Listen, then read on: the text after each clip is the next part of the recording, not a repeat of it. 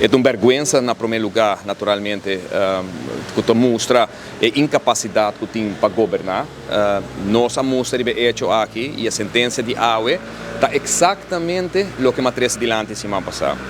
A sentença de AUE, ora beleza, naturalmente, o que o juez atrese dilante, caminho que naturalmente não há uma razão na senhora de mesa e está mais lógico que não há uma razão na senhora de mesa para sobre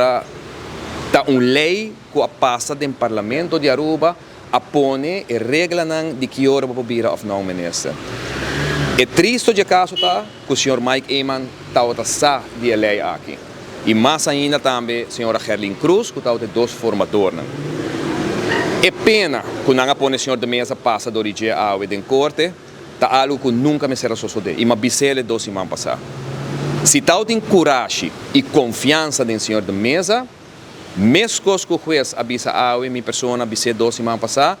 a labor, a tarefa e responsabilidade do senhor Eman e da senhora Herlin Cruz como formador do governo estava de apresentar a candidatura do senhor Mike Eman a governador de Aruba. A Herlin Cruz não pode bula fora e diz não, não está formador, mas vou ter que ir em direção do senhor Eman.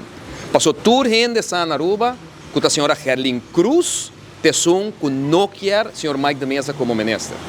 E dor que o senhor Mike Eman não tinha coragem, nem confiança, tampouco aparentemente em seu número 2 tribalista, e não tinha capacidade, e não tinha intenção tampouco de apresentar ao senhor de mesa maneira que o corte avisa a que não tem responsabilidade de corte,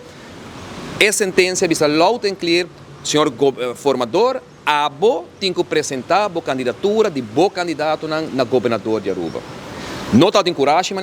não tem confiança. Lo que o senhor Eman a bank arriba de estava com o juez também fazer trabalho de bisa, senhor de mesa, sorry, bota perde o caso, a mim como primeiro-ministro e formador e senhora Herlin Cruz de bisa Batawak, pensei em não apresentar sua candidatura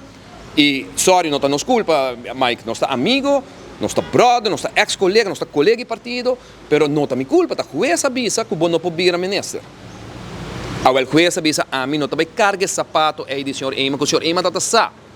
para sobre a mester maneira eleita avisa, seu trabalho está de apresentar a base de conselho que ela ganha foi de diferente instância e candidatura do senhor Mike de Mesa. Ela manda o senhor Mike de Mesa vai morrer em corte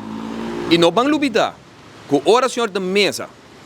está na corte, que todos os simpatizadores que cita fiel na gente turna preto vestir 50 metros de caia na banda paralelo com caia grande, o senhor Mike Eman está cana junto